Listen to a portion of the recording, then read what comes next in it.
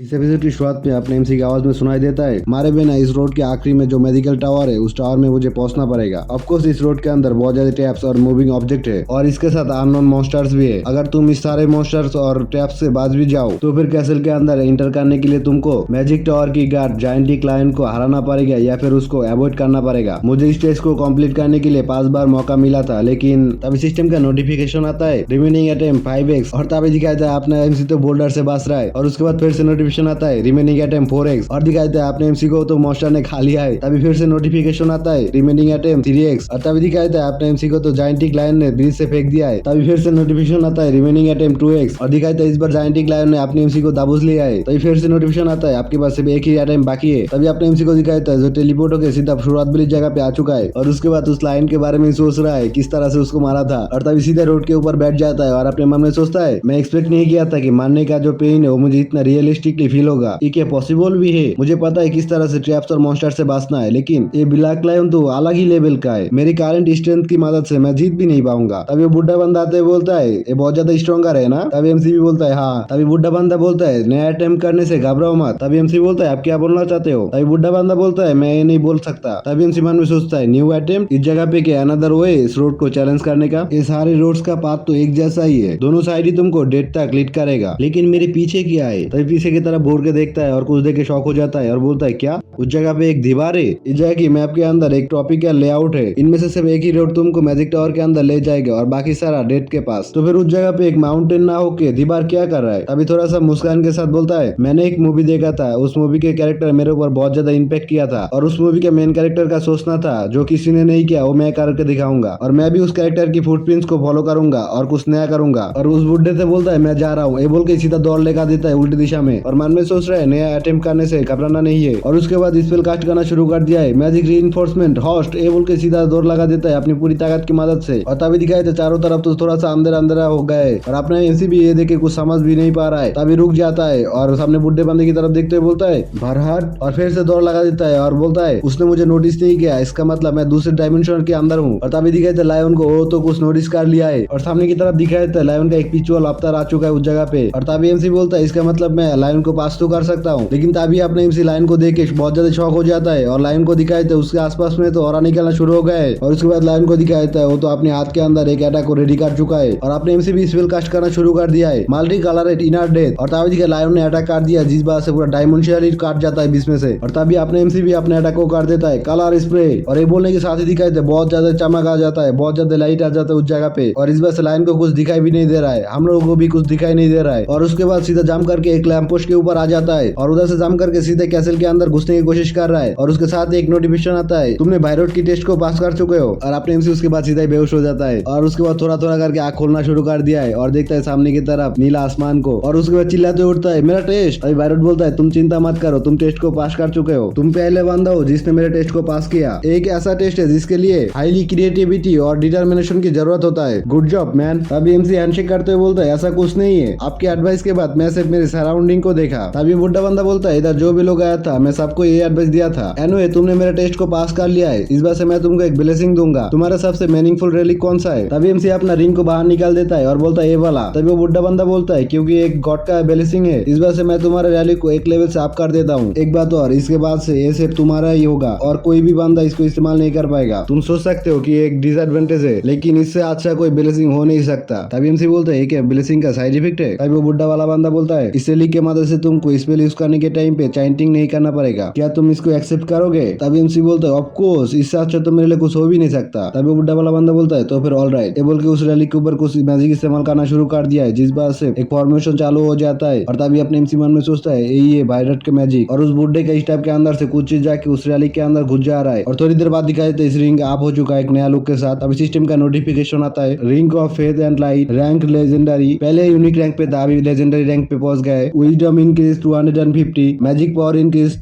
150, lakh increase 125, हर एक second में 2 करके माना रिकवर करेगा और सराउंडिंग का लाइट इस्तेमाल करके 125 माना सेव कर पाएगा और ड्यूस का ब्लेसिंग हमेशा ही तुम्हारे साथ में रहेगा। इस वजह से तुम विदाउट कास्टिंग स्पेल यूज कर सकते हो। और उसके बाद दिखाया था आपने उस रिंग को पकड़ा हुआ है और मन में सोच रहा है ये मेरा पहली लेजेंडरी रैंक की रैलिक है। अभी वो बूढ़ा वाला बंदा बोलता है इस रिंग को तुमने किस तरह से ढूंढा, क्या तुम इस रिंग को पसंद करते हो? तभी एमसी बोलता है मैं सिर्फ कम्प्लीटली सेटिस्फाइड ही नहीं हूँ, मैं ऐसा फील कर रहा हूँ कि मैं एक डिफरेंट पर्सन बन चुका हूँ। तभी बूढ़ा वाला बंदा बोलता है मैं भी खुश हूँ तुम्हारे लिए, तो फिर अभी टाइम हो चुका है तुमको वापस जाने की। तभी एमसी बोलता है क्या ये हमारा फेयरवेल है? मैं ऐसा सोच रहा हूँ कि कभी ना कभी एक ऐसा दिन आएगा जब तुम्हारे वर्ल्ड और मेरे वर्ल्ड एक दूसरे के साथ कनेक्ट हो जाएगा और उस टाइम में हम दोनों एक दूसरे के साथ मीट कर पाएंगे। तभी एमसी बोलता है आई सी, और उसके बाद मन में सोचने लग जाता है देखो मैं टेस्ट के लिए इतना ज्यादा फोकस हो गया था उनके साथ ज्यादा बात भी नहीं कर पाया। तभी बुढ़ा वाला बंदा बोलता है मुझे अभी याद आ गया, मुझे तो तुम्हारा नाम भी नहीं पता, तो तुम्हारा नाम क्या है? तभी एमसी बोलता है मेरा नाम पार्क ड्यू, और इसी के साथ ही टेलीपोर्ट होना शुरू हो जाता है और थोड़ी देर में टेलीपोर्ट हो जाता है। तभी बुढ़ा वाला बंदा बोलता है मैं तुम्हारे नाम को याद रखूंगा, फेयरवेल, तुम्हारे साथ मुलाकात करके मुझे बहुत अच्छा लगा। तभी इधर से सीन शिफ्ट होता है और आपने एमसी को दिखाया था जो किसी के साथ बात कर रहा है। तुम ये बोल रहे हो कि मैं डिसेबर होने के बाद सिर्फ 30 मिनट हुआ है और तुम मुझे ढूंढने के लिए गए और देखा कि मैं एक डिस्ट्रैक्टेड प्लेस के अंदर से बाहर निकल रहा हूँ और दिखाई दे सामने की तरफ शाओमी एक ऑगर के साथ फाइट कर रहा है और बोल रहा है यस मैं बहुत ज्यादा रिलीफ महसूस कर रहा हूँ कि तुम सेफ हो। और तभी दिखाई दे पीछे से एक मॉन्स्टर आके शाओमी को अटैक करने के लिए रेडी हो चुका है। तभी अटैक भी कर देता है लेकिन शाओमी सही टाइम पे बैठ जाता है और इस बार से उस मॉन्स्टर के अटैक से बच जाता है। तभी दिखाई देता है एक्रोन को, एक्रोन आके सीधा एक मॉन्स्टर को सीधा धक्का मार देता है जिस बार से वो वाला मॉन्स्टर बहुत दूर जाके दीवार के साथ टकरा जाता है और दीवार से पत्थर टूट के सीधा उस मॉन्स्टर के ऊपर ही गिर जाता है। तभी शाओमी मन में सोच रहा है ओपा का गोलम पहले से बहुत ज्यादा लंबा हो चुका है और डिफरेंट भी है और बहुत ज्यादा ताकतवर भी बन चुका है। तभी अपने एमसी चिल्लाते हुए बोलता है शाओमी लुक आउट, और तभी दिखाई देता है अपने एमसी तो स्पेल कास्ट करना शुरू कर दिया है। फायरबॉल, आर्चर एरो, मैजिक मिसाली, तीनों अटैक एक साथ कास्ट कर लेता है और तीनों अटैक उस मॉन्स्टर की तरफ भेज देता है और जिस बात से उस जगह पे बहुत ही बड़ा धमाका हो जाता है और उस धमाके से शाओमी भी अपनी शील्ड की मदद से बचने की कोशिश कर रहा है। और धमाका खत्म होने के बाद दिखाई देता है उस धुएं के अंदर एक मॉन्स्टर की बॉडी और वो वाला मॉन्स्टर का आधा बॉडी तो अटैक की वजह से डिसेवायर हो चुका है और तभी शाओमी के सामने गिर जाता है। और तभी शाओमी मन में सोच रहा है मैं अभी भी सेम टेक्निक को इस्तेमाल करता हूँ, लेकिन ऐसा लगता है कि ओपा का स्पेल पहले से बहुत ज्यादा ताकतवर बन चुका है और अभी स्पेल यूज करने से पहले चाइंटिन भी नहीं कर रहा है। और एमसी को घूरने लग जाता है और बोलता है क्या हुआ था उस 30 मिनट के अंदर तुम्हारे साथ ऐसा क्या हो गया? तभी एमसी बोलता है चलो इधर से। और तभी सीन शिफ्ट होता है और दिखाई देता है चांगसोंग बिल्डिंग को और उसके अंदर अपने एमसी एक सोफे में बैठा हुआ है और मन में सोच रहा है भाईरूट के साथ मेरा मीटिंग, उसके बाद उसने मुझे एक लेजेंडरी रिंग दिया, वो दिन तो मेरे लिए बहुत ही ज्यादा ग्रेट था और उसके साथ मुझे एक फायर एरो स्पेल शीट भी मिल गया। तभी फायर एरो स्पेल शीट के बारे में नोटिफिकेशन आता है तुम एक फायर एरो को सामने की तरफ फायर कर सकते हो, बस इतना ही। तभी दिखाई देता है अपने एमसी के सामने कोई आ जाता है और तभी अपने एमसी के सामने सुबह में बैठ जाता है और हमको पता चलता है गिल मास्टर आ चुका है और बोलता है शाओमी के साथ तुम्हारा दिन कैसा जा रहा है? हमारी गिल रिपोर्ट के हिसाब से शाओमी अभी सी प्लस जंजन में फाइट कर रहा है। तभी एमसी बोलता है बहुत अच्छे से जा रहा है। शाओमी डैमेज डीलर की पोजीशन के हिसाब से अपना डिफेंस को एक्टिव करता है और उससे भी बड़ा बात है कि वो मुझे अभी इस तरह से ट्रस्ट करता है। तभी गिल मास्टर बोलता है सुन के मैं रिलीफ महसूस कर रहा हूँ, ऐसा कुछ जो शाओमी को प्रोवोक करता है जिस बात से वीकेंड के अंदर भी प्रैक्टिस करता रहता है। अगर वो वीकेंड पे ट्रेनिंग न करके थोड़ा सा रेस्ट करता तो उसके लिए अच्छा होता। वेल प्लीज मेरे लिए शाओमी का ध्यान रखना। शाओमी उसकी हाउस की सिचुएशन की वजह से देखने में थोड़ा सा डोर लगता है लेकिन फिर भी वो एक क्यूट लड़की है। तभी एमसी बोलता है आपने अलाउ किया शाओमी के साथ मेरा पार्टी बनाने की और इस बात से आपको बहुत ज्यादा शुक्रिया। तभी गिल मास्टर बोलता है तो फिर बोलो तुम किस बात से इस जगह पे आया? तभी एमसी बोलता है मेरे पास एक ऐसा आइटम है जो मैं सांगशंग ग्रुप को सेल करना चाहता हूँ। तभी गिल मास्टर बोलता है कौन सा आइटम, मुझे जल्दी से दिखाओ। तभी एमसी अपने हाथ से वो कागज दे देता है। तभी सिस्टम का नोटिफिकेशन आता है magic spell scroll identified scan, इसका मतलब क्या है? तभी एमसी बोलता है ये स्क्रोल का नेचर है, अगर सही से बोलो तो आप इस स्क्रोल की मदद से किसी भी आइटम का हिडन एबिलिटी को देख सकते हो। और एग्जाम्पल के लिए तभी गिल मास्टर एमसी को रोकते बोलते है ओए क्या ये बेटा नहीं होगा कि हम लोग इसको एक बेटर आइटम के ऊपर टेस्ट करें? तो मेरे डेस्क के ऊपर एक बहुत अच्छा स्वॉर्ड रखा हुआ है और इस सिल्वर ब्लेड को इस्तेमाल करने में मैं बहुत ज्यादा एंजॉय महसूस करता हूँ। तभी सिस्टम का नोटिफिकेशन आता है silver blade rank unique, strength increase 150, agility increase 150, इसको इस्तेमाल करने के टाइम पे 150 एजिलिटी और भी इंक्रीज कर देता है। तभी एमसी पूछता है तुमको क्या इस शॉट के ऑप्शन के बारे में पता है? तभी गिल मास्टर बोलता है ऑफ कोर्स मैं इस शॉट को सालों से इस्तेमाल कर रहा हूँ, इस बात से मुझे पता है। तभी एमसी बोलता है तो फिर मैं तुमको इस स्क्रोल का पावर दिखाता हूँ। तभी वो स्क्रोल को 2 हिस्सों में फाड़ना शुरू कर दिया है, फाड़ने के बाद उस शॉट को भी पकड़ लेता है और बोलता है अभी लो। तभी एक नोटिफिकेशन आता है the item is being identified और थोड़ी देर बाद एमसी बोलता है ऑल डन और गिल मास्टर की तरफ शॉट को देते हुए बोलता है इसको देखो अभी। और गिल मास्टर भी शॉट को पकड़ लेता है और कुछ देख के बहुत ही ज्यादा शॉक हो जाता है और बोलता है नो ए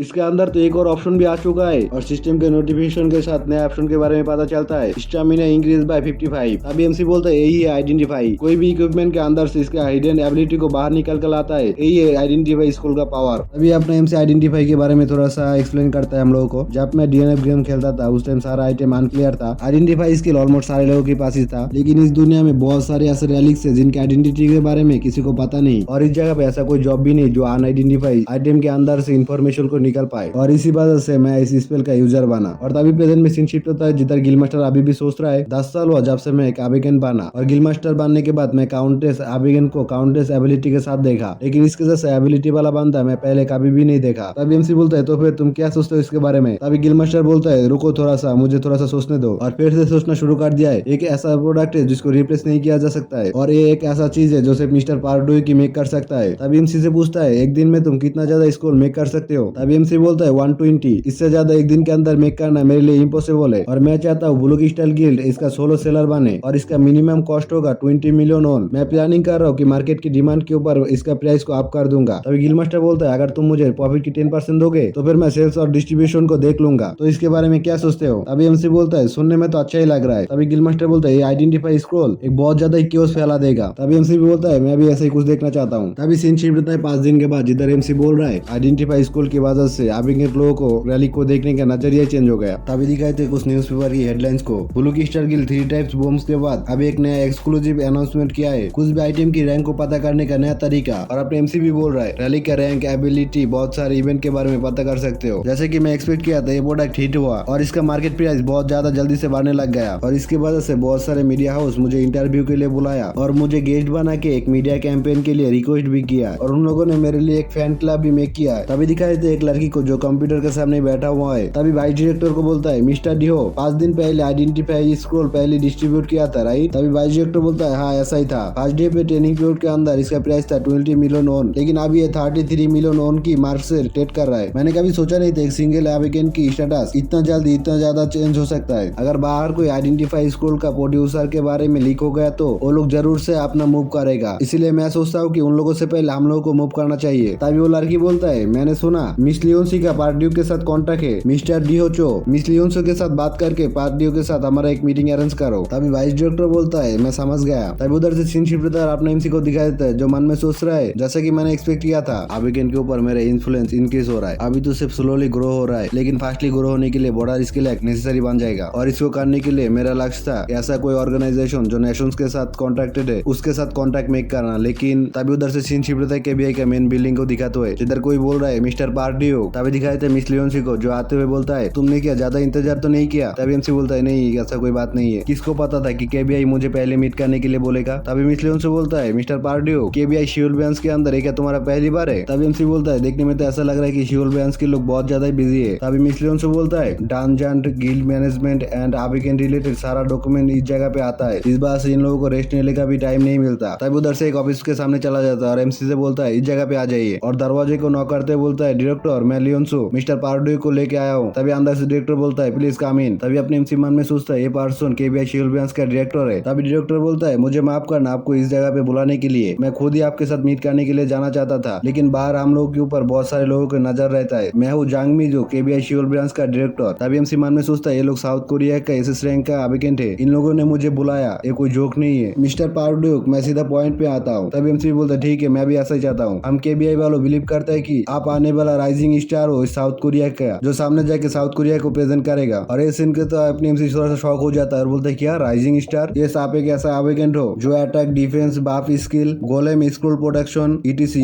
और भी कितना कुछ कर सकते हो। बाकी जितना अबिगेन है वो लोग तो एक ही साइड में स्पेशलाइज्ड है, लेकिन आप सारे एबिलिटीज को इस्तेमाल कर सकते हो क्योंकि आप एक अबिगेन हो। हम KBI वालों से एक ही चीज बोलना चाहता है। तभी MC मन में सोचता है कि ये लोग मेरे ऊपर प्रेशर क्रिएट करना चाहता है, अगर ये लोग मेरे ऊपर प्रेशर क्रिएट करेगा तो मैं पुश ओवर नहीं करूंगा। तभी डायरेक्टर बोलता है आपको हम लोग फुल सपोर्ट देना चाहता हूँ इंक्लूडिंग डंजन और फील्ड। और MC तो सुन के शौक ही हो जाता है, उसने तो ऐसा कुछ एक्सपेक्ट नहीं किया था, उसने तो सोचा था उसके ऊपर प्रेशर बना रहा है ट्रेड कर रहा है, लेकिन इधर तो उल्टा ही हो गया। तभी MC मन में सोचता है ये लोग तो मुझे प्रेशर नहीं दे रहा है, ये लोग तो कंट्री की तरफ से मुझे सपोर्ट कर रहा है, ये तो बहुत ज्यादा अनएक्सपेक्टेड था। क्या इस डिसीजन के लिए आप लोगों का कोई रीजन है? तभी वाइस डायरेक्टर बोलता है हम KBI वालों हमेशा अबिगेन को सपोर्ट करने के लिए तैयार रहता हूँ, इसका मेन गोल ये है कि फॉरेन कंट्री हमारा अबिगेन को हमसे चुरा ना ले। हमारा KBI एक ऐसा ऑर्गेनाइजेशन है जो इस नेशन की अबिगेन और सिविलियंस की सेफ्टी को मेंटेन करता है। KBI का दूसरा कोई मोटिव नहीं है आपको सपोर्ट करने के लिए मिस्टर पार्डियो। तभी ये सुन के तो अपने MC पहले तो खामोश हो जाता है, फिर थोड़ी देर बाद बोलता है तो मैं समझ गया, मैं एक्सेप्ट करता हूँ आप लोगों का सपोर्ट। और तभी दिखाया जाता है अचानक से भूकंप आना शुरू हो जाता है उस जगह पे, और MC चिल्लाते हुए बोलता है अचानक से क्या हुआ और तभी दिखता है कि बाहर की तरफ से बहुत ज्यादा लाइट आ रहा है और एमसी उन दोनों को बोलता है पीछे देखिए और तभी दिखाई देता है पीछे की तरफ एक बहुत बड़ा आउटब्रेक हो रहा है। तभी डायरेक्टर बोलता है क्या है, तभी एमसी बोलता है आपको क्या नहीं पता है क्या है, तभी डायरेक्टर बोलता है हाँ मुझे पता है, तो एक लार्ज अमाउंट का आउटब्रेक है। तभी उधर से सीन शिफ्ट के बीआई के अलर्ट को दिखाया जाता है शियोल एरिया के अंदर टोटल 78 लार्ज स्केल के आउटब्रेक हुआ है। सिविलियन जल्दी से अंडरग्राउंड टनल के अंदर चला जाइए और सारा अभियान जल्दी से आपके पास की कम्युनिटी सेंटर के अंदर गैदर होइए। तभी दिखाई देता है रोड के अंदर से एक कार जा रहा है और उसके अंदर से आवाज जा रहा है 5 साल पहले गांडाव के अंदर एक लार्ज अमाउंट के आउटब्रेक हुआ था। उस टाइम में 30 से 40 लो रैंक के आउटब्रेक हुआ था एक साथ और इस बात से हम लोगों को बहुत ज्यादा कैजुअलिटी हुआ था। लेकिन अभी मैं बहुत ज्यादा चिंता कर रहा हूँ, आपके टाइम पे 78 आउटब्रेक एक साथ हुआ है। तभी दिखाई देता है एमसी बोल रहा है मैं एक एसएस रैंक के अभियान के साथ जा रहा हूँ, ये क्या ओके है? अभी जो सिचुएशन चल रहा है इस बात से मैं तुमको एक स्पेशल ट्रांसफर दे दूंगा, ये क्या ओके होगा? तभी लियोन से बोलता है आउटब्रेक एरिया में केस फैलना शुरू हो चुका है। तभी वाइस डायरेक्टर बोलता है मैं पार्ट ड्यूक को लेके जा रहा हूँ, तुम जाके डायरेक्टर के साथ मिलो और उसके बाद हमारे साथ कांटेक्ट करो। तभी लियोन से बोलता है ओके। तभी दिखाया था एक बंदे को जो घायल हो चुका है और दर्द की वजह से करा रहा है और फिर दिखाया तो उस बंदे के सामने तो एक मॉन्स्टर के पैर और उसके बाद दिखाया तो उस बंदे के सामने तो मॉन्स्टर के एक पूरा ग्रुप है और ये सारे मॉन्स्टर देखने में तो एंड जैसा ही लग रहा है और इस बार से हम लोग इसको एंट मॉन्स्टर ही बुलाएंगे। तभी उनमें से एक मॉन्स्टर आके अपने दोनों हाथों की नुकीला हिस्से से उस बंदे के दोनों गर्दन के सामने ले आता है और इस बार से इस बंदे का हालत तो बहुत ही ज्यादा खराब हो जाता है। तभी अचानक से पीछे की तरफ से 2 हाथ है कि उस मॉन्स्टर के दोनों हाथों को पकड़ लिया है और हाथ देखने के बाद ही पता चल जाता है हम लोगों को कि एक्रोन आ चुका है। तभी एक्रोन ने उस मॉन्स्टर के दोनों हाथों को उस बंदे के गले के सामने से हटा लेता है और इस बार से वो वाला मॉन्स्टर तो कुछ समझ भी नहीं पाता। लेकिन एक्रोन तभी अपने हाथ को सामने की तरफ करते बर्निंग हैट का अटैक रेडी कर लेता है और थोड़ी देर बाद एक जबरदस्त अटैक कर देता है उस सारे मॉन्स्टर के ऊपर ही। तभी दिखाई देता है अचानक से एक काटा जाता है और वो काटा के सीधा एक्रोन के ऊपर ही लग चुका है। फिर पता चलता है एंट मॉन्स्टर ने अटैक कर दिया है एक्रोन के ऊपर। एक्रोन की बर्निंग हैंड के अटैक को बीच में से काटते हुए सीधा एक्रोन के ऊपर ही अटैक कर दिया है और इस बार से एक्रोन के ऊपर ही थोड़ा बहुत छोटा छोटा ब्लास्ट हो जाता है और उसकी बात ही दिखाए तो मॉन्स्टर के पीछे से कोई बंदा ऊपर की तरफ चढ़ते हुए बोलता है लोकेशन लोकेटेड और उसके बाद ऊपर जाके एक अटैक रेडी कर लेता है और ऊपर से एक जबरदस्त अटैक कर देता है नीचे की तरफ जो अटैक आके सीधा उस मॉन्स्टर की गर्दन के ऊपर लगता है जिस वजह से वो मॉन्स्टर सीधा जमीन के अंदर धस जाता है और धुआं हटने के बाद दिखाया जाता है उस जगह पे बहुत बड़ा गड्ढा बन चुका है और भाई डायरेक्टर को दिखाया जाता है उस गड्ढे के अंदर खड़ा हुआ है जो अपने हाथ की किसी पावर की मदद से इस मॉन्स्टर के ऊपर अटैक कर दिया था। तभी एक्रोन बोलता है एरिया क्लियर हो चुका है, अभी सारा सिविलियन को एवोक्यूएट कर देंगे। तभी भाई डायरेक्टर बोलता है मिस्टर पार्ड्यू गोलम ने मुझे अच्छे से सपोर्ट किया। तभी हेडफोन के अंदर से आवाज आता है मिस्टर ड्रोइचियोल। तभी दिखाया जाता है अपने एमसी को दूसरी जगह पे फाइट कर रहा है और बोल रहा है इस जगह पे कोई रिस्पॉन्स नहीं है, प्लीज आप लोग ड्रोन को फॉलो करें। तभी भाई डायरेक्टर बोलता है आई अंडरस्टूड। तभी डायरेक्टर बोलता है ड्रोइचियोल तुमने क्या फिर से एक बिल्डिंग को डिस्ट्रॉय कर दिया, मैं बाद में मिस्टर पार्ड्यू से वीडियो लेके चेक करूंगा। तभी भाई डायरेक्टर बोलता है नहीं मैंने कोई बिल्डिंग डिस्ट्रॉय नहीं किया। तभी दिखाई देता है डायरेक्टर को एक ऐसा जगह पे आ चुका है जिधर बहुत सारे स्पाइडर वेब्स है और दिखाई देता है स्पाइडर वेब के अंदर से तो बहुत ज्यादा स्पाइडर निकल रहा है। तभी हेडफोन के अंदर से आवाज आता है डायरेक्टर इस जगह के अंदर से सर्वाइवर्स की मल्टीपल सिग्नल्स आ रहा है, मैं समझ गया। ये बोल के आपने पीछे जो रॉप था वो फेंक देता है। तभी दिखाई देता सारे स्पाइडर मॉन्स्टर चारों तरफ से डायरेक्टर के ऊपर अटैक कर दिया है और उसके बाद दिखाई देता किसी एक चीज के अंदर टकरा गए सारे स्पाइडर मॉन्स्टर। फिर दिखाई देता डायरेक्टर को बीच में खड़ा हुआ है और किसी स्पाइडर जैसे हैंड्स आके सारे छोटे छोटे स्पाइडर्स को रोक दिया है। तभी दिखाई देता डायरेक्टर के पीछे से तो कुछ स्पाइडर हैंड निकल आ चुका है और इस हैंड की मदद से सारे छोटे छोटे स्पाइडर मॉन्स्टर को दूर फेंक देता है और उसके बाद अपनी फुल स्पीड के साथ सारे मॉन्स्टर के ऊपर एक के बाद एक काट लगा देता है और उसके बाद सीधा ही सामने की तरफ नीचे आ जाता है और थोड़ी थोड़ी करके सारे स्पाइडर के ऊपर काट बड़ा होना शुरू कर दिया है। उसके बाद सारे स्पाइडर मॉन्स्टर ब्लास्ट हो जाता है, एक बहुत बड़ा धमाका हो जाता है उस जगह पे। तभी डायरेक्टर बोलता है प्लीज मुझे रास्ता दिखाओ। सीन शिफ्टदार को उस बिल्डिंगों को दिखाया जाता है, सारे बिल्डिंगों में आग लगा हुआ है, रास्ते के ऊपर भी आग लगा हुआ है। तभी 2 लड़कियों को दिखाया जाता है एक बिल्डिंग के ऊपर बैठा हुआ है और ये दोनों लड़के इतेमा गिल्ड से बिलोंग करता है, एक का नाम है सायोंग कांग और दूसरे का नाम है रियाजो। तभी सायोंग कांग बोलता है ये बहुत ज्यादा अच्छा प्लेस है। तभी जो बोलता है हम लोग इस जगह से बहुत ज्यादा फाइट देख पाएंगे, खास करके हमारा स्पेशल मिस्टर डिहो।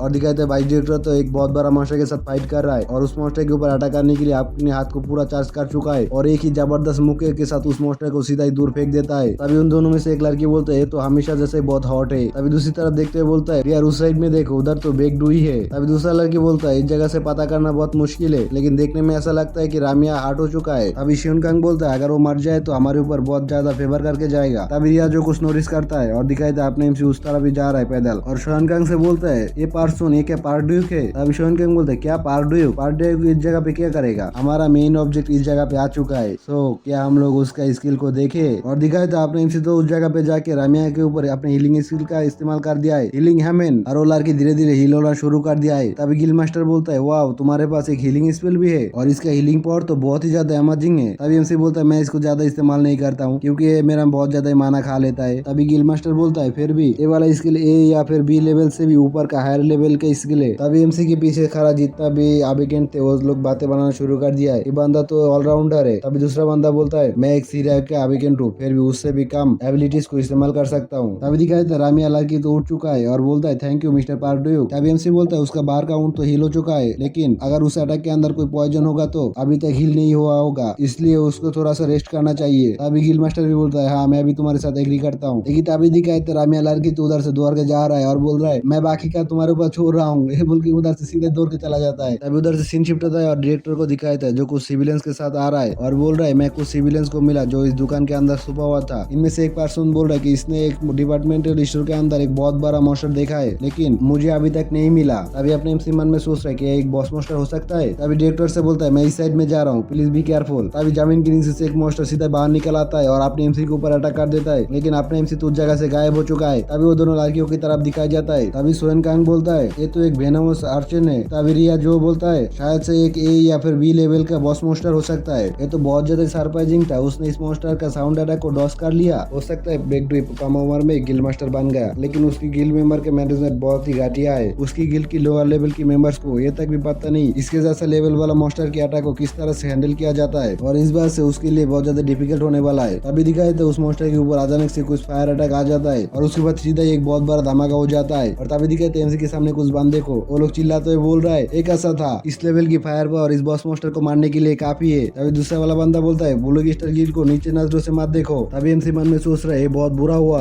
वेनमस आर्चन के ऊपर पहला अटैक पाने के बाद जी उसने मैजिक रेजिस्टेंस गेन कर लिया और इन लोगों के पास तो सिर्फ फायर एट्रीब्यूट का एबिलिटी है। तभी दिखाए तो वो वाला मॉन्स्टर को तो कुछ भी नहीं हुआ है। तभी वो दोनों बंदों में से एक बंदा बोलता है इसका तो कोई रिएक्शन ही नहीं है, क्या ये एक मैजिक रेजिस्टेंट बॉस है। तभी पीछे से और भी दो बंदा आना शुरू कर दिया है और आते बोलता है तो फिर हम लोग इसको हार्म करेंगे, मैजिक एट्रीब्यूट वाले लोग पीछे हट जाइए। तभी दिखाए तो वो वाला मॉन्स्टर ने तो इन लोगों के ऊपर अटैक कर दिया है और टैंक आके सामने की तरफ अपना शील्ड एक्टिव कर दिया है, लेकिन उस मॉन्स्टर का अटैक टैंक के शील्ड के ऊपर लगने के बाद शील्ड टूट जाता है और वो वाला बंदा तो इस अटैक की इफेक्ट की वजह से बहुत ज्यादा दूर जाके गिरता है। तभी फिर से उस लड़के को दिखाया जाता है, वो बोलता है ये लोग कभी भी उस मॉन्स्टर को बीट नहीं कर पाएगा इस तरीके का हाफ बैकेट फिजिकल डीलर के साथ। तभी रिया जो बोलता है अगर इन लोगों के पास ऐसा कोई लोग नहीं है जो हमारे जैसे गेट टीम वर्क कर सकता है तो फिर ये इम्पॉसिबल है। और तभी दिखाई थे कुछ बंदे को तो उस मॉन्स्टर ने स्पाइडर वेब की मदद से पकड़ लिया है और अपने एमसी मन में सोच रहा है मैं ऐसे तैसे करके तो उसके अटैक को अवॉइड करके उसके पास में चला जाऊंगा और शायद से मेरे फिजिकल अटैक की मदद से उसको डिफीट भी कर लूं। लेकिन और दिखाई थे एमसी के पास में तो बहुत सारे लोग है और एक बंदा बोल रहा है हमारा फिजिकल अटैक तो बहुत ही ज्यादा कमजोर है। तभी एमसी उन लोगों से बोलता है अगर मैं इस मॉन्स्टर के क्लोज चला जाऊँ तो फिर मैं कुछ डैमेज दे सकता हूँ। तभी एमसी के पास से एक लड़की जाते हुए बोलता है तो फिर मुझे एसिड करो पार्ड्यूक, और तभी सीधा ही उस मॉन्स्टर के पास में चला जाता है और मॉन्स्टर तो उन लोगों के साथ खेल रहा था। तभी इस लड़की को नोटिस कर लेता है। तभी इस लड़की के ऊपर अपने पैर की मदद से अटैक करना शुरू कर दिया है और इस लड़की ने अपनी ओपन की मदद से सारे अटैक्स को रोक लेता है और उसकी सारे लेग्स को काट देता है। तभी एमसी अपने मन में सोच रहा है इसने एक ही अटैक में उस मॉन्स्टर के सारे लेग्स को काट दिया, शायद से इस मॉन्स्टर को हरा सकता है, लेकिन कौन है। और वो वाला मॉन्स्टर तो उस लड़की की तरफ अटैक करने के लिए जा रहा है। लड़की भी अपने ओपन लेके रेडी हो चुका है उस मॉन्स्टर को मारने के लिए। तभी अपने एमसी एक साथ चार स्पेल को रेडी कर लेता है, आर्मर, शील्ड,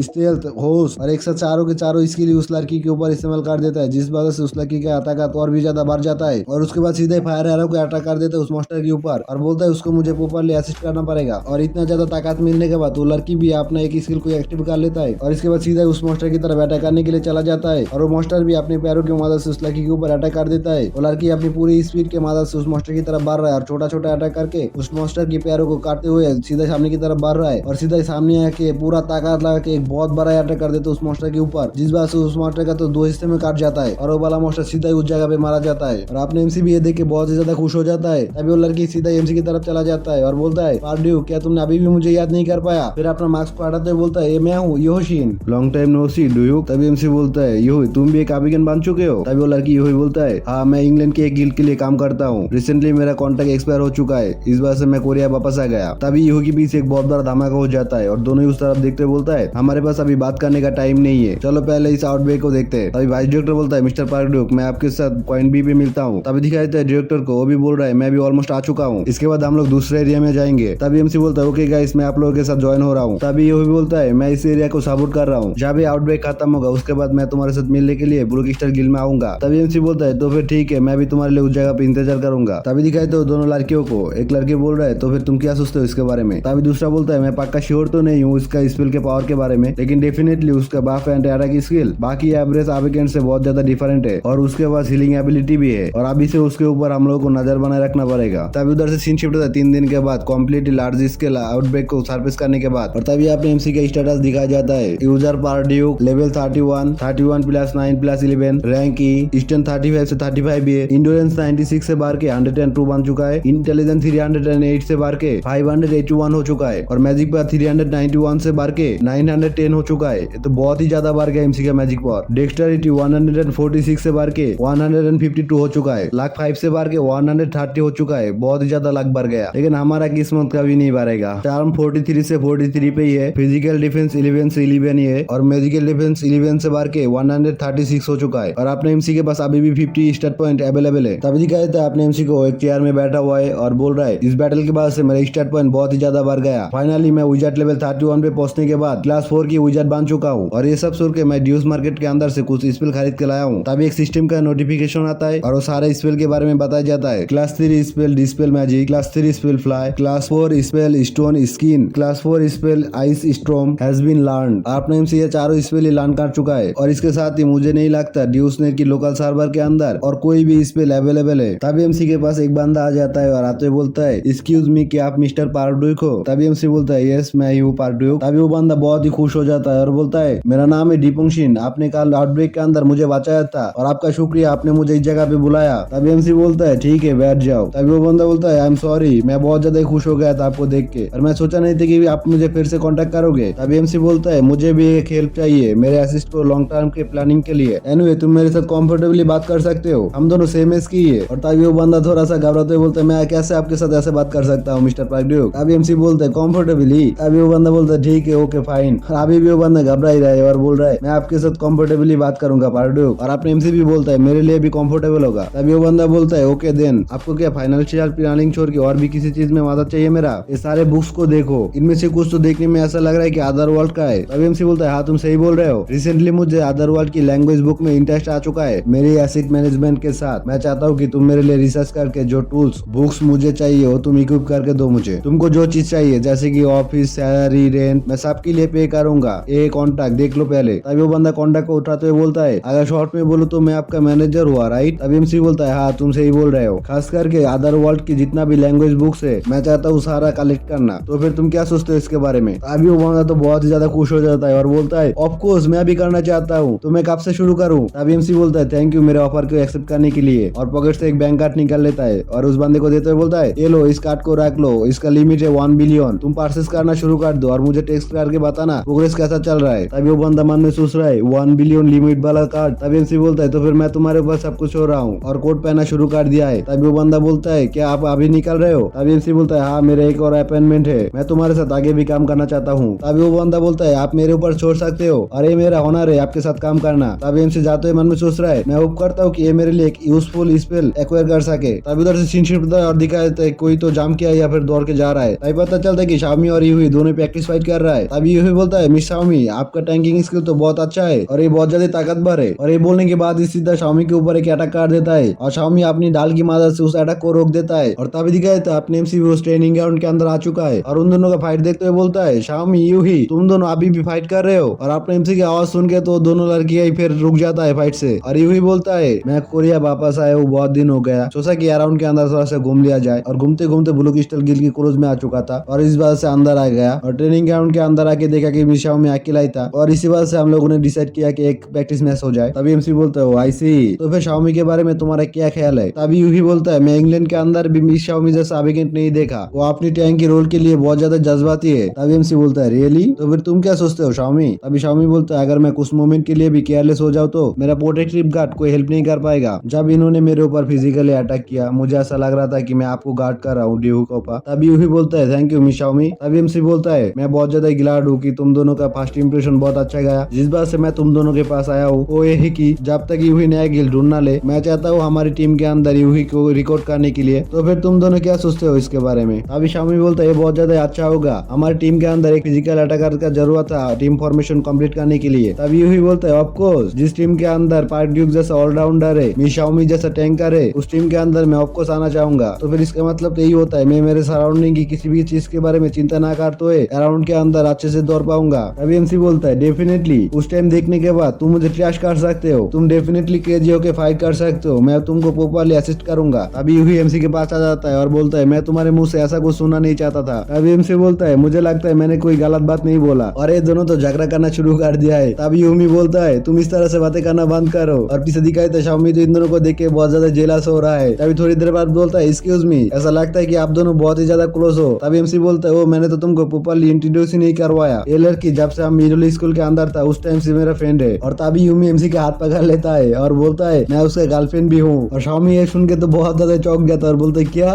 तभी एमसी बोलता है नो, हम लोगों ने पहले डेट किया था, वो 10 साल पहले की बात है। और यूही के तो शाओमी का रिएक्शन देख के पता चल गया शाओमी एमसी को थोड़ा सा लाइक करता है। अब यूही बोलता है ये बहुत ज्यादा राश नहीं हो रहा है, तुम ही तो मेरा पहला प्यार था और इसके अलावा भी हम दोनों ने तो एक साथ मिलके बहुत ज्यादा एम्बैरेसिंग चीज किया था, तुमको क्या याद नहीं है। और शाओमी के तरफ दिखाया था भाई वो तो पूरा ब्लैक हो चुका है, पूरा फ्रीज हो चुका है, उधर ऐसे ही खड़ा हुआ है। तभी एमसी बोलता है तुम जोक बनाना बंद करो, बहुत दूर तक जा रहे हो और ये सब छोड़ो, ये सब पास्ट की बात है। हम लोगों को क्या डंजन के अंदर नहीं जाना चाहिए हम लोगों का कंडीशन देखने के लिए। तभी शाओमी बोलता है साउंड्स गुड और यूही भी बोलता है श्योर। तभी एमसी के सामने सिस्टम का एक नोटिफिकेशन आ जाता है और अपने एमसी भी ये देख के बहुत ही ज्यादा शॉक हो जाता है और हम लोगों को दिखाया जाता है रैंक अप रिक्वेस्ट एक्टिवेटेड। तभी अपने एमसी एक गेट से अंदर चला जाता है। तभी सिस्टम का नोटिफिकेशन आता है starting the rank up request for D class और दिखाया था अपने एमसी तो एक डेजर्ट वाली जगह पे आ चुका है और इस जगह को देख के अपने मन में सोच रहा है ये जगह तो definitely the temple of nightmare. बारडॉक्स एक ऐसा डेविल जिसने पूरा मिडिल वर्ल्ड को कॉन्कर करने की एम्बिशन रखा। जब उसने अपने लिए एक ट्रस्टवर्दी सर्वेंट ढूंढना शुरू कर दिया उसी टाइम पे इमोरो स्पार्कल इफेक्ट को ध्यान में रखते हुए अपने पार्ट को रॉन्ग डायरेक्शन में चेंज कर लिया और उसने डाइशोंग और टेम्पल की पीस्ट को ऑब्जेक्ट करके कार्ड्स कर दिया। जब बारडॉक्स का कार्ड्स पूरा टेम्पल के अंदर फैल गया ज्यादातर होली पीस्ट डेविल का सर्वेंट बन गया और उसके बाद ही टेम्पल ऑफ करप्शन एग्जिस्टेंस में आया। डीएनए वर्ल्ड प्रमोशन क्वेस्ट के साथ लिंक कैसे लास्ट टाइम मैं बारहट के साथ मिला एंड लेवल अप से शुरू करके मेरे स्पेल जो भी चीज मैंने बनाया सब कुछ डीएनएफ से इन्फ्लुएंस है। मैंने तो सोचा था कि ये सब मेरे लिए छोटा सा अरेंजमेंट है अबिगेन सिस्टम की तरफ से। क्या डीएनएफ वर्ल्ड अबिगेन सिस्टम के साथ इम्बेडेड है? क्या डीएनएफ वर्ल्ड का डाटा अबिगेन सिस्टम के अंदर इस्तेमाल हुआ है? तो फिर मुझे डीएनएफ गेम को अच्छे से देखना चाहिए। और तभी दिखाया था अपने एमसी के सामने बहुत ज्यादा मोस्टर आना शुरू कर दिया है और अपने एमसी मन में सोच रहा है मैं इसके बारे में बाद में सोचूंगा। और वो सारा मोस्टर अटैक करने के लिए अपने एमसी की तरफ आ रहा है और अपने एमसी बोल रहा है मैंने जितना नया स्पेल सीखा है इसको ट्राई करने का टाइम आ चुका है और एक स्पेल को रेडी कर लेता है। और दिखाया था ऊपर की तरफ कुछ लाइट चमकना शुरू कर दिया है आइस स्टॉर्म ये बोलने के बाद ये अटैक कर देता है। और दिखाया था सामने की तरफ एक बावंडर आ चुका है और सारे मोस्टर उसके अंदर फंस के घूमना शुरू कर दिया है उस बावंडर के साथ। तभी उस बावंडर के अंदर से कुछ चीज अपने एमसी की तरफ अटैक करने के लिए आ जाता है और अपने एमसी भी नया स्पेल को कास्ट कर देता है स्टोन स्किन। और दिखाया था अपने एमसी के स्किन तो पत्थर जैसा बनना शुरू कर दिया है और इस बार वो अटैक लगने के बाद भी अपने एमसी को कुछ भी नहीं होता। और अपने एमसी बोल रहा है देखने में ऐसा लग रहा है कि आइस स्टॉर्म लार्ज अमाउंट का अटैक स्पेल नहीं है तो फिर हॉर्स्ट फ्लाई ये बोलने के साथ ही दिखाया था अपने एमसी तो उड़ना शुरू कर दिया है आसमान की तरफ और बोल रहा है इतना ज्यादा स्पीड भी नहीं है लेकिन जितना भी है बैटल के अंदर अपर हैंड पाने के लिए इतना ही काफी है। और दिखाया था एमसी के सामने तो एक और मॉन्स्टर खड़ा हुआ है और अपने एमसी उसके सामने हवा में उड़ रहा है और एक स्पेल कास्ट कर देता है फायर बॉल। ये बोलने के साथ उस जगह पे बहुत बड़ा धमाका हो जाता है और धमाका काटने के बाद दिखाया था चारों तरफ धुआं धुआं हो गया है। धुआं के बाद दिखाया था नीचे की तरफ एक गड्ढा बन जाता है। तभी एमसी बोलता है मुझे भी लोअर फ्लोर के अंदर जाना चाहिए। वो बोलने के बाद उसी गड्ढे से नीचे की तरफ चला जाता है और जब एमसी नीचे उतरता है उसके बाद सारा मसल जल जाता है और किसी एक मॉन्स्टर का आवाज में सुनाई देता है लॉर्ड्स की स्लम्बर के अंदर किसी को भी आने की इजाजत नहीं है। और तभी दिखाया था एक बहुत बड़ा टैचू को जो बोल रहा है इंट्रूडर्स विल बी किल्ड। और अपने एमसी मन में सोच रहा है ये तो लेक्टोर का टैचू है, उसके तलवार के ऊपर एक स्पेशल स्पेल है, अगर मुझे एक भी कार्ड पर गया तो मैं डेंजर में आ जाऊंगा। और दिखाया था उस टैचू ने तो अपने एमसी के ऊपर अटैक कर दिया है और अपने एमसी भागते हुए मन में सोच रहा है ज्यादातर अटैक उसके ऊपर काम नहीं करता लेकिन घूमते हुए अटैक उसके ऊपर कुछ डैमेज तो दे ही देगा। तभी साइड से एक अटैक कर देता है आर्चर एरो, इस बात से उस टैचू का फेस की एक साइड में लग जाता है और उस जगह पे गड्ढा हो जाता है। और तभी अपने एमसी और भी दौड़ना शुरू कर दिया है और वो टैचू भी एमसी के पीछे पीछे दौड़ रहा है और अपने एमसी बोल रहा है इसके अलावा भी एक ऐसा लोकेशन। और उसके बाद एक जगह पे जाकर रुक जाता है और बोलता है डीएनएफ गेम के अंदर 50 बार इसके साथ फाइट करने के बाद मैंने इस जगह को डिस्कवर किया था और सीक्रेटली इस्तेमाल भी किया लेक्टोर का टैचू का इंटरलाइजेशन पॉइंट। तभी दिखा तो वो टैचू जब उस जगह पे पहुंचता है और उसका पैर फ्लोर के अंदर धंसना शुरू हो जाता है और उसका पूरा बॉडी शेक करने लग जाता है। तभी वो टैचू बोलता है गार्डियन इस पॉइंट को छोड़ नहीं पा रहा है। तभी एमसी मन में सोच रहा है ये जगह जिस तरह से काम कर रहा है मैं पक्का श्योर हूँ कि ये डीएनएफ वर्ल्ड ही है, अभी जो मैं इस्तेमाल करूंगा ये मेरा हार्ट की सुकून के लिए। ये सस्ते का ट्रिक है लेकिन काम की है। और इसी के साथ हमारा ये वाला एपिसोड इधर ही खत्म होता है। अगर वीडियो अच्छा लगा है तो लाइक और कमेंट करके जाना और भाई की सपोर्ट के लिए भाई के चैनल को सब्सक्राइब भी करके रखना। Good bye.